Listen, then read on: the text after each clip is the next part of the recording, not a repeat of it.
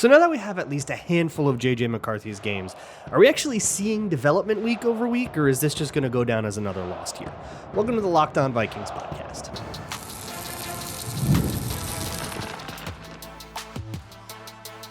You are Locked On Vikings, your daily Minnesota Vikings podcast, part of the Locked On Podcast Network, your team every day. Hello, everybody, and welcome to the Locked On Vikings podcast, where we're always trying to learn something new. It's part of the Locked On Podcast Network, which, thanks to everydayers like yourself, is the #1 sports podcast network. Thank you all so very much. Happy Veterans Day, and thank you all for your service. For those of you that applies to, today's episode is brought to you by FanDuel. Right now, new customers can bet just $5, and if your bet wins, you get $300 in bonus bets to use across the app. Today on the show is Town Hall Tuesday. That means I'm answering your questions as submitted to me via the Google Doc in the show notes. And also, you have confessed some hot takes to me, and I will anonymously read them out. The first question comes from Hello Luke. Hi. Who says, you've made it clear that we shouldn't expect in-season improvement on JJ McCarthy's throwing mechanics, but it seems like many of his misses are related to where he's trying to throw the ball as much as how effective he is at getting there. How can we tell the difference between how quickly we should expect improvement on stuff like you have to lead your receiver more because he's faster in the NFL? Look, I would have to say that, like, if you really wanted to come up with like an expectation, you would have to go through like other quarterbacks that started out inaccurate but got more accurate as their careers went on. I'm thinking about like Jordan Love or Josh Allen, and then look at how it progressed. And you have to like just like go start pulling up some 2018 Bills tape and like really dive in, which is not something that I'm going to do. But what I can probably say is, like, with each game, you want to see it feel like it wasn't as bad as last time. So, for example, right, in the game against the Lions, there were a lot of errant throws. And I feel like against the Ravens, there were still errant throws. And I feel like by volume, there were fewer. And I don't know, maybe you could check me on that statistically, but it doesn't feel like we've gone backwards, like it got even worse or anything like that. It feels like we're, he still is maybe getting a little too amped, skying a few of them, but it happened, I think, like the same amount of times with a lot more reps, which feels like that could be improvement. You just want to feel, even if it's the tiniest little incremental improvement, and it's only arguably an improvement at all, you just need something. And that those days stack over time, because remember, we're in a long-term thing. We don't need to see every issue get fixed right away.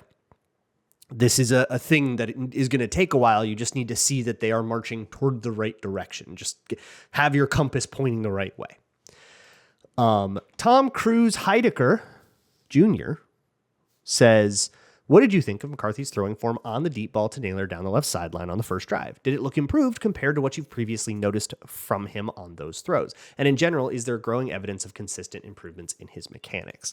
So what I will say, I'm going to get to this more in the next question, because really the beginning of the game mechanically was a lot different than the end of the game, but we'll put a pin in that. That pass, I thought, was very nice mechanically. The way his hips like rotate, locked up at just the right spot. They over-rotated a little, but nothing to write home about, and the ball flew pretty true. And I think that I can probably say that about all of the times where McCarthy was like truly playing well, at the end of the Bears game, the first couple drives of the Lions game, like the moments we've had where he was really just humming, the mechanics looked pretty good. And when you can have him in that mode of that kind of calm, collected, just, focus on the you can really, it's starting to become really evident why O'Connell's like parroted phrase has been like, he's got to just work through his mechanics and make sure that he focuses on producing via his mechanics. If he focuses on his mechanics, if his mechanics are good, then he's, going to be able to, everything else will kind of come from that. And I think that's a pretty apt description of where we're at with McCarthy. When he is calmly doing those things right, and his hips aren't coming through as much, and he's stepping into the throws rather than kind of jumping them, when he's not just trying to whip throws with as much arm strength as he possibly can, then the offense is moving quite a bit better than when he kind of backslides into those old habits. But that brings me to the next question, which comes from the 14-yard line that tackled Danny Dimes, who says in a tweet from Arif, he shares a graph showing JJ McCarthy's cumulative EPA per play-by-play number. He essentially starts off strong, then drops off as the game goes on. Is this primarily because he tends to revert to his more natural flawed mechanics, or are there other factors? So mostly I think it's because of what you said. And this is actually something that Arif had in his Lions game recap, and kind of did that cumulative EPA thing and then saw that, hey, you started really hot and then things kind of evened out and ended up below average. And it basically followed the exact same pattern in the Ravens game. And what's happened in both of these games is pretty much that. Yeah, like when you're in those first couple drives and the game, there's a lot of game left. It's a little bit calmer. The plays are scripted. It's a little bit easier for him to just go through what he's supposed to do and kind of be a robot. You almost need to inject a little bit of that Kirk Cousins roboticness into his brain and just be a robot. And then things kind of follow through naturally the way that they're supposed to be.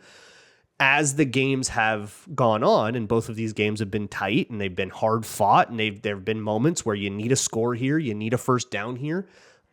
That's when McCarthy has gotten really skittish. That's where he's starting to take extra hitches, extra steps, extra drifty steps that take him off of his launch pad or off his launch spot.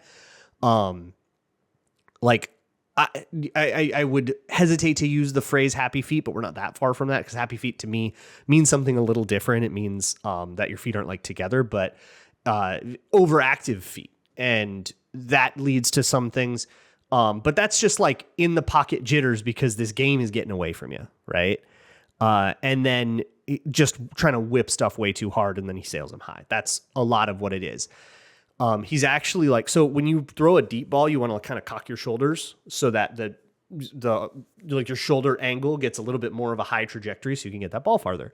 And he's doing that on throws that just do not need that. And then he's whipping them as far as he possibly can. So instead of getting a little height on it and a little bit of touchy rainbow to it, he's just firing that thing up into the moon. And like, that's not, that ends up, sailing over Justin Jefferson's head, even though he's wide open, that kind of thing. But really to me, and it's hard to psychoanalyze this, and I'm never all the way confident in it, but to me, after watching McCarthy, and I made the whole Patreon video on it, by the way, patreon.com/LukeBraunNFL. It's 2 hours long. It took me 2 hours to get through everything. I went through 37 plays. He dropped back 42 times. So it's almost all of the times he dropped back. And in a lot of detail. So if you got the time to go check that out, you can find that at patreon.com/LukeBraunNFL. And after doing all of that, it's really difficult for me not to just look at this and say, man, he just kind of fell apart when the going got tough. Mentally, totally lost his rhythm. He lost focus. He lost control, maybe is the best way. And he lost his temperament. And he just kind of started trying to hoop, and it didn't work. He was not ready to do that. He doesn't have the well-honed, experienced instincts you need to just kind of say, whatever, I'm going to just decide I'm going to be Baker Mayfield about this. And that just didn't materialize at all. And it led to his worst plays. So for me, the next priority after the false start embarrassment, which I will probably get to tomorrow. I've found it kind of fascinating actually to look into why those happened. And we can learn a lot about snap counts together, but outside of fixing that, because that can never happen again, I think the biggest priority long-term for this year for McCarthy is getting him through 60 minutes without losing his head, because I don't think that that's happened yet. Eric the Red asks, could you explain what the offensive coordinator, specifically Wes Phillips, is responsible for during the game? I'm curious if anyone is in KO's ear suggesting it's okay to run the ball more than once per drive. Okay. So with Wes Phillips, his job throughout the week is the way I've described it is he prepares the menu that Kevin O'Connell is ordering off of on game day. They don't bring their entire 900 play playbook, right? Wes Phillips is the one designing things. Sometimes you're adding stuff to that playbook on the fly that then gets installed in the week, coming up with the game plan and saying, these are the plays we need to have access to. And then Kevin, you go do what you got to do. You pick them as much as you want. In game day, a lot of the like assistant coaches will just kind of be like in the head coach's ear saying, hey, I think we should do this. Hey, what do you think about that? They're watching for stuff. They're going, dude, they're lining up too high every time. If we run this, that's going to happen, especially when they're up in the booth and they've got a better vantage point than what you can see on the sideline. That can be like part of it as well. And sometimes you give them an operational role. The strength coach is a sideline get back guy, which kind of famously came up in, I want to say, the Bengals game when Isaiah Rodgers had a pick one of his touchdowns, the strength guy being the get back guy. They all have their like little jobs on the sideline. But that is not typically reported on. So I don't really know. I've got a lot more questions, plenty more about JJ McCarthy, some about Jefferson, defense, and even alter egos. That'll all be next on Locked On Vikings. Today's episode of Locked On Vikings is brought to you by Rippling. If you are a business owner, you've probably already realized the truth that software as a service is not actually the service that you ever wished that it was. The average company is buried by a bunch of apps that slow down your teams. They don't work together. You got to go to this app to get your HR. You got to go to this app for the schedule. You got to go to this app if you want to submit an IT ticket. And it is all just this big disorganized mess. Rippling is a unified platform for global HR, payroll, IT, and finance all in one place. They've helped millions of businesses replace a mess of disconnected tools with one system designed to give leaders clarity, speed, and control. Whether you want to run your entire HR, IT, and finance operations as one, or just fill the gaps in your software stack, Rippling can do it all by uniting your employees, teams, and departments under one system and removing those bottlenecks, all the busy work, and all of the silos that your software created. Right now, you can get 6 months free when you go to rippling.com/LockedOnNFL. Learn more at rippling.com/LockedOnNFL. That's rippling.com/LockedOnNFL for 6 months free. Terms and conditions apply. Today's episode is also brought to you by FanDuel, America's #1 sports book. And if you want to get started with FanDuel right now, it's a great time. The NBA season is young. The NFL season is in full throat. And you can even combine things across. For example, you can combine the Vikings, who are now 3-point favorites at home over the Bears, with perhaps the Timberwolves, who in their next game, with a Timberwolves money line of your choice or a Naz Reid fourth quarter bet. And you can do all of this in the middle of a game. If you're feeling a fourth quarter comeback, or if you're not feeling a fourth quarter comeback, you can put all that stuff together and even put a bunch of them together in a live same game parlay to try to up your winnings. Right now, FanDuel is giving new customers $300 in bonus bets when your first $5 bet wins. Head to FanDuel.com to sign up and play your game with FanDuel, the official sports betting partner of the NBA. Moving on with the Locked On Vikings podcast. Thank you so much for making Locked On Vikings your first listen of the day. And don't forget to check out my Patreon page at patreon.com/LukeBraunNFL. That's where you can find just about any play you were curious about, from the nice deep one to Naylor, to the interceptions, to the one that should have been an interception, but it was just barely dropped at the end, to the touchdown pass at the end, and even the 2-minute debacle that finished the game. All of that is there. The next question comes from 90% Mental Minnesota, who asks, would Naylor's big day be an indicator that JJ is going through his progressions, and wouldn't that be a good thing? Hard to believe that he's the first read on any play call.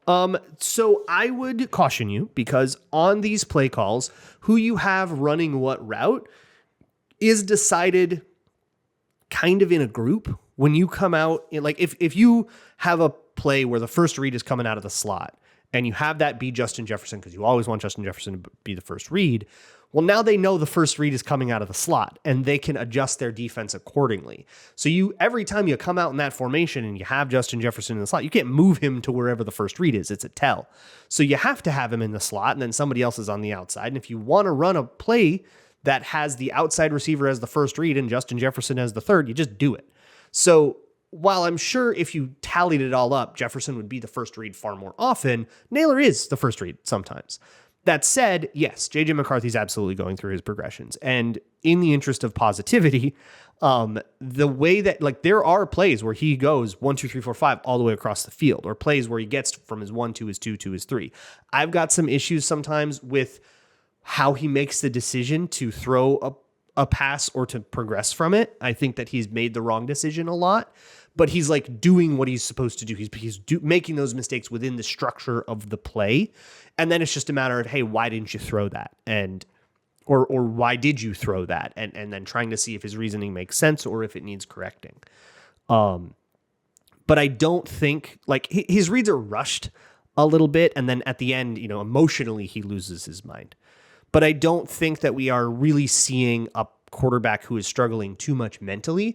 Maybe you could argue that he's got too much on his plate pre-snap and has made some bad decisions pre-snap, but he is capable of operating those levers. Like, he can run the machine. He's just making bad choices with the machine, but he knows how to use it. He knows how to fly the plane. He's flying it on the wrong route sometimes. And that's a much better problem to have than somebody who's just completely overwhelmed and doesn't know how to do the thing. But the false starts kind of go in that latter category a little bit where, you don't necessarily know how to set your guys up for success. We'll get to it. I don't have time today. Put a pin in it. I promise. There's going to be a Patreon video at least. The next question comes from Sam, who asks, analysts talk about how coaches need to make life easier for the QB and build confidence, especially for young QBs. Between all the pre-snap motions, deep shots, and not running in short yardage situations, it seems like KOC is making things harder for McCarthy. Why is this? So here's going to be a tough sell for a lot of people, but he trusts JJ McCarthy. He has been pretty vocal since drafting JJ McCarthy in the trust that he has in JJ McCarthy. Now, you may have lost sight of that amidst all the noise and rumors and crap that went on in the offseason and even this season. But if you can't really find a moment where Kevin O'Connell like falters on it. Maybe he didn't answer the question the way the reporters wanted to, but he never said, I don't know if I trust this kid. And he's always placed that trust in, and his actions have backed that up. Maybe too much. I think he just has too much faith in a 22-year-old that maybe needs a little bit of a ramp up and maybe needs a little bit of training wheels, a little bit more of training wheels than he has right now. But I think O'Connell is just satisfied to just kind of let these mistakes happen and learn from them. And hopefully that's a faster development path than kind of putting the training wheels on him and making him do easy, boring stuff that may not be that good of offense and then hoping you can fold the stuff in later. He is kind of just saying, okay, drink through a fire hose and good luck. And whatever you screw up, we'll figure it out. And hopefully we don't have too big a mountain of things to fix. And then we look up and we're 6-10. Mario asks, in regards to not spiking the ball after the long run, is KOC allowed to be in McCarthy's ear even in hurry up? So the rule is you are allowed to say whatever you want to your quarterback up to 15 seconds on the play clock. So if they can get up in 15 seconds, Kevin O'Connell can be saying right away, clock it, clock it, clock it, clock it, clock it, clock it. Is McCarthy listening to that, or is he just doing his thing? Does he say, no, I can get a play in, right? What my guess is that they called 2 plays in that huddle so that if one was caught in bounds, they could run right up and run the second one. And McCarthy just went up and ran the second one. And I don't know if once you realize that he's actually going to try to get a playoff, O'Connell might not want to talk. He might want to say, I don't want to mess him up and then make this thing a snafu that takes forever. I think stuff like that could be what happens in situations like if you remember the Bears losing to the Lions on Thanksgiving last year. And how they lost, where like the clock just ran to 35 seconds and it was this confusing mess. That could be because the coach is trying to talk while the quarterback is trying to call a play, and then everything all gets all confused. And you don't have the capability to stop it because your timeouts are precious. So maybe you wouldn't want to. But for me, if I'm putting myself in Kevin O'Connell's shoes, I'm probably just saying, dude, just clock it. Dude, just clock it. You have to just clock after an explosive. But that's another one of those things that's a really easy lesson to say, okay, you got to clock after an explosive. Like you could have a 15-minute meeting with JJ McCarthy and probably fix the false starts, the clocking an issue. And I've seen too much bad situational awareness from him, and I'm very concerned about that. And that feels like a more long-term thing. But the way to address that long-term thing is by using these examples and using them as teaching moments. Ryan Higgins asks, are you concerned with Justin Jefferson's effort in Sunday's game? I was at the game and it didn't really look into the game. Okay, look, I can't do it. Okay, I can't be a podcaster that's like, I don't think the best receiver in the world is trying hard. I just can't say that. Even if God himself descended from the heavens and showed me the oracle and said, it's true, I still just can't be the one to do that. It's like, I am the laziest person in this exchange. I am a podcaster. Your job is harder than mine, most likely, dear listener. So I can't sit here and be like covered in Cheeto dust. Look how much he's not trying. I will say that just in the full empiricism, he wasn't as explosive out of his breaks in this game. And he wasn't as fast as he usually is in this game. Is that because he wasn't trying? Is it because he was gassed? Is it because he has the flu? I'm willing to entertain all of those. That's the part I'm not going to speculate on. Maybe it's because he had to poop. Like, who knows? But I can't do the he's lazy body language analysis thing. Okay, that's for fantasy analysts that don't have anything better to say about the sport. Gary Dude asks, so you have an alter ego. What's the name? It's Banksy. You can't prove that I'm lying. We'll get to your hot takes next here on Locked On Vikings.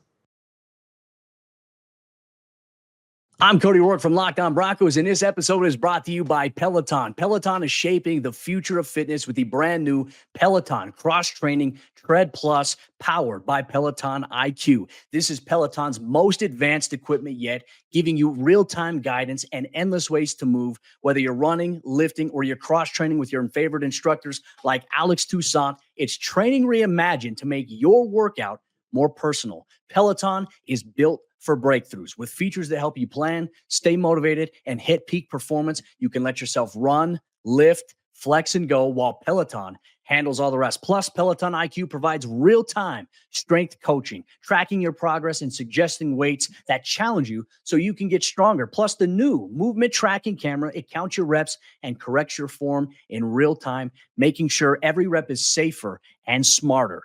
So let yourself run, lift, flex, push, and go. Explore the new Peloton Cross-Training Tread Plus at onepeloton.com. All right, moving on here with the Locked On Vikings podcast. Let's take some hot takes. You tell me anonymously your hottest take, and I will confess it to the world for you. Get it off your chest and protect your identity. The first one comes from Casting Expert, who says, real hot take. JJ McCarthy is a cornerback trapped in a quarterback's role. The personality on the field, the unfounded confidence, the athletic ability, it feels like we're missing out on a generational CB prospect. He does have like a crazy 3-cone, doesn't he? Or am I thinking of somebody else? Didn't he run like great agility? I think the mental makeup of quarterbacks and cornerbacks is actually kind of similar. You do have to have that short memory, that sort of delusion where when one thing happens, you can't let it scare you out of trying it again if it's the right thing to do. Unfortunately, I do think that there's some example of that where, McCarthy gets hurt, and I think he's a little more reticent to scramble than he used to be. He had that big long one at the end of the game, but he had a couple opportunities he maybe could have taken to just take off. And he's maybe been a little more reticent to that. He throws an interception and he might be a little bit shyer to make that same throw in that same situation before. So I don't know if he can quite get to that level. Indiana's Pacemaker says, Kevin O'Connell winning Coach of the Year was the worst thing that could have happened to him. If it hadn't pumped his tires to the tune of Coach of the Year and QB Whisperer, he might have taken off the purple-tinted glasses and been able to see and appropriately respond to any one of his many issues. And he laid out a whole bunch of these issues, but it's a big, long thing. Yeah, fair, I guess. But I do think that we can still kind of, I don't think him winning Coach of the Year is the thing that, there is an innate character flaw to that. If winning that award takes your humility away and you're no longer able to look inward and make those changes, that's not a problem with the award. It's a problem with you. I would characterize that differently. But I think O'Connell getting a little bit high on his own supply in general and sort of trying to recreate what gave him success last year rather than going through the process that gave him success with all of these quarterbacks, which is so much more tailored to the quarterback, is a valid critique of the season. Worm Taker says JJ might know the playbook to the level of a second-year player, but knowing the playbook and executed it while the bullets are flying are different things. We should treat him like a rookie. I went into this year, and you can hear, I think I answered this question like every week on these mailbags in the offseason, which is like, should we treat this as his rookie year or not? And I said it's got to be somewhere in between. You're not going to hold him to the same standard that you're holding all the other 2024 QBs to, who are in year 2 and need to show leaps from what they showed year 1. But you're also not going to hold him to the same standard that you're holding like Jackson Dart and Cam Ward to, where you want to see a little bit more of an advanced style of play from those guys. And I think based on what little I've seen of the rookies this year, so I'm speaking a little out of turn on them, but it seems like a lot of their best success has been in these kind of improvised situations, not necessarily making the plays in structure and stuff, but they're cool moments and you can see the talent. And I think there's a lot of promise, at least with the 2 guys I mentioned, that those fan bases are rightfully excited about. And with McCarthy, I think my favorite moments of his have come in structure, which I think satisfies that requirement. But like statistically, he's just about as bad as those rookies are, and he's well behind the rest of his peers in the class. So I think we find that he's closer to treat him like a rookie than he is treat him like a second-year player. But I always thought that the fairest thing was to treat him like a rookie plus, and to sort of expect that the mental side of things was going to be memorized very well because he had all the time in the world to do that, but that the physical side of things and the temporal side of things, the actual timing, the practical effects, the physicality of mechanics that you can't work on when you're rehabbing a knee, were all still going to be an issue. The false starts will continue until morale improves. Says, my mind tells me that run-pass ratio is fun to joke about in the Zimmer years. You and I have a different definition of fun. But it really doesn't tell us anything about the offense's performance. My heart tells me that 48 dropbacks to 13 rushing attempts when the run game was working is patently criminal and should land somebody in prison. So you're going to make me do a run-pass ratio thing? This sucks.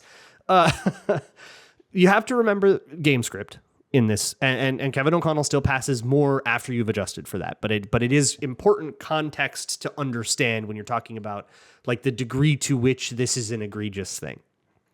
A lot of people had a point about the 3rd and 4th and shorts and passing on all of them and having a bad success rate. That's totally a valid critique. And I hope that he can, that O'Connell can kind of realize that you just need 2 yards. You know, you don't need to do this. Although when I did the McCarthy thing, there were a couple of times where I wonder if there was a more normal play that he canned out of, because he would like can on 3rd and 2 and then it would go deep. And so that might be McCarthy getting too greedy. But I just don't care about run pass ratio. All I would ask is, hey, make sure you know the context of game script and don't take this to the bank, because you're not pulling a lever that says run and pass and looking back to the audience like it's Price is Right. There's a lot more to play calling than that. And if you want to oversimplify it to run pass ratio, you're missing the vast majority of the game. The Real Grim Reacher, I hope that's really Garrett Bradbury. I hope you're still listening.